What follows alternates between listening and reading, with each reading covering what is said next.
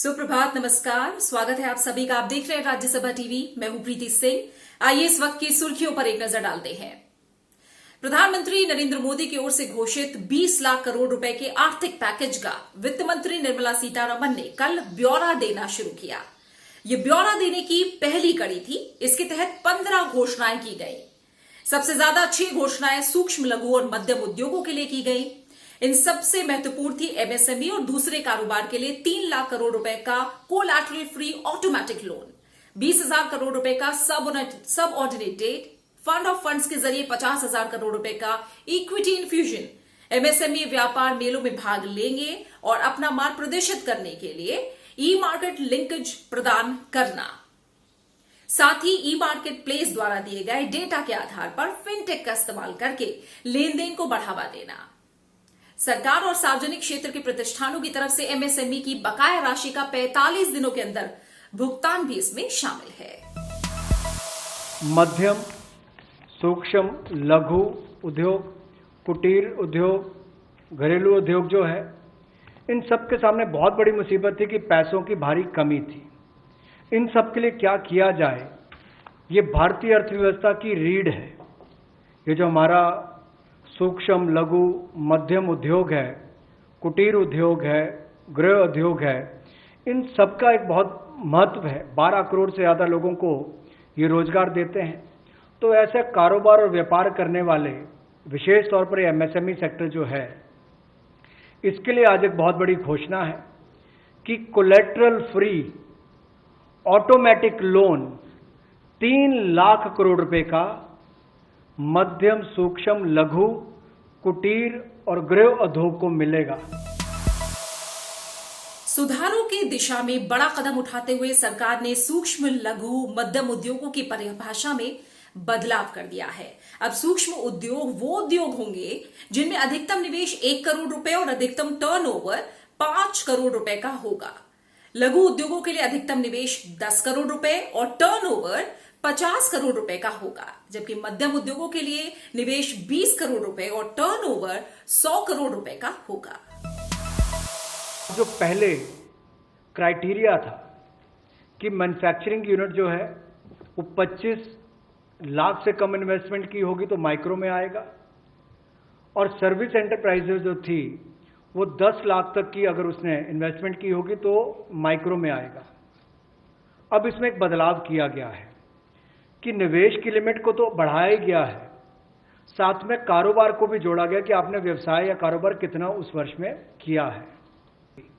तो इससे हमारे कुटीर, सूक्ष्म, लघु, मध्यम उद्योग को बहुत बल मिलने वाला है।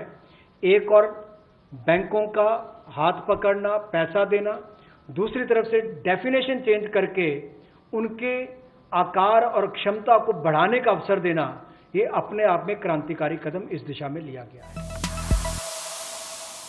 सरकार ने कर्मचारी भविष्य निधि फंड यानी ईपीएफओ में सरकार की तरफ से दी जा रही सहायता को जून, जुलाई और अगस्त महीने के लिए भी जारी रखने का ऐलान किया है।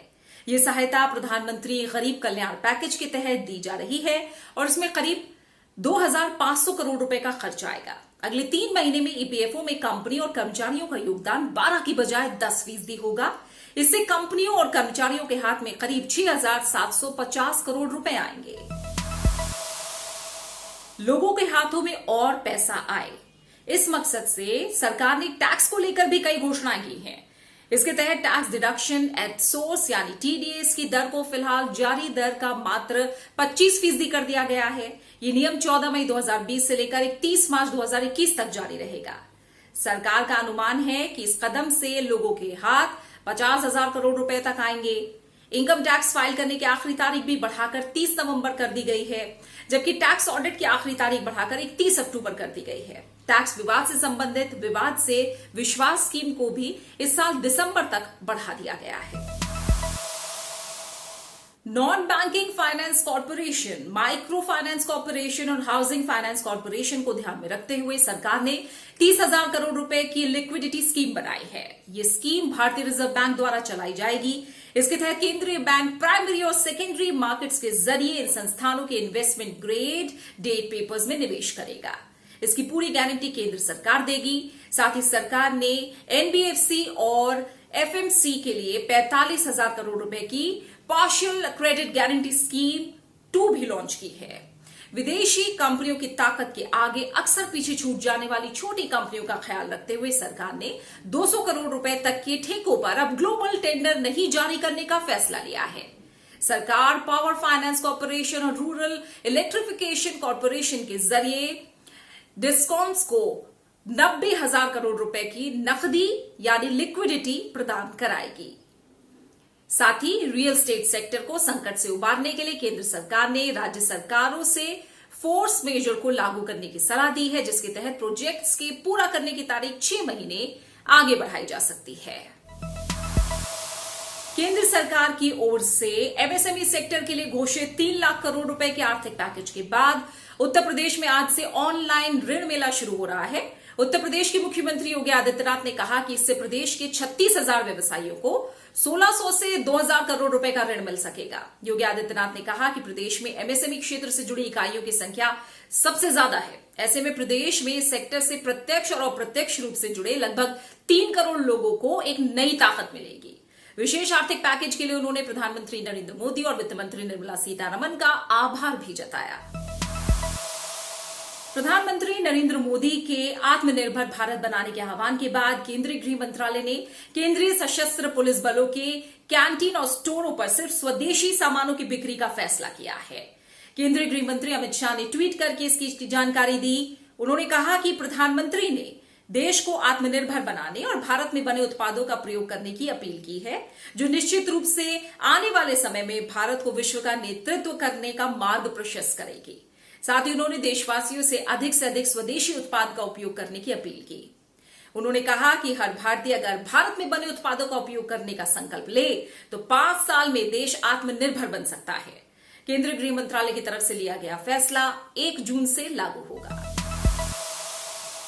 सरकार के 20 लाख करोड़ रुपए के वित्तीय पैकेज की काफी सराहना हो रही है। उपराष्ट्रपति एम वेंकैया नायडू ने भरोसा जताया है कि कोविड-19 संक्रमण के कारण देश की अर्थव्यवस्था के सामने खड़ी चुनौतियों का समाधान करने में यह आर्थिक पैकेज महत्वपूर्ण सहायता प्रदान करेगा।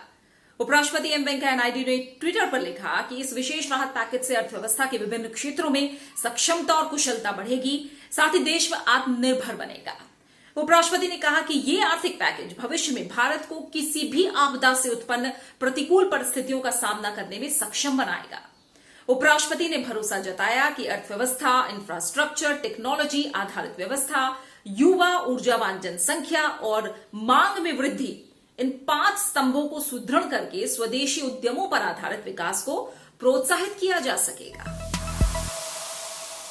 केंद्रीय स्वास्थ्य मंत्री डॉक्टर हर्षवर्धन ने कल पंजाब और राजस्थान के स्वास्थ्य मंत्रियों और अधिकारियों के साथ वीडियो कॉन्फ्रेंसिंग के जरिए हालात की समीक्षा की। उन्होंने इन राज्यों को टेस्टिंग और कॉन्टैक्ट ट्रेसिंग बढ़ाने की बात कही। उन्होंने बताया कि देश में कोरोना के मरीजों के लिए कुल 900 डेडिकेटेड हॉस्पिटल हैं, जहां 1,79,000 से ज्यादा बेड की व्यवस्था सुनिश्चित की गई है। साथ ही 2,000 से ज्यादा डेडिकेटेड कोविड हेल्थ सेंटर्स बनाए जा चुके हैं और 8,000 से ज्यादा quarantine centre, 5,577 Covid care centre भी तैयार हैं। वंदे भारत मिशन के तहत 6 दिन में 8,503 भारतीयों को स्वदेश लाया गया है। एयर इंडिया और एयर इंडिया एक्सप्रेस से संचालित 43 उड़ानों से इन्हें वापस लाया गया है। सरकार ने इस महीने की 7 तारीख को विदेशों से भारतीयों को वापस लाने की बड़ी पहल वंदे भारत मिशन की शुरुआत की थी। एयर इंडिया और Air India Express America, Britain, Bangladesh, Singapore, सऊदी अरब, कुवैत, फिलीपींस, संयुक्त अरब अमीरात और मलेशिया सहित 12 देशों से 14,800 भारतीयों को वापस लाने के लिए 64 उड़ानों का संचालन कर रही है। इसी के साथ सुर्खियों में फिलहाल इतना ही। नमस्कार।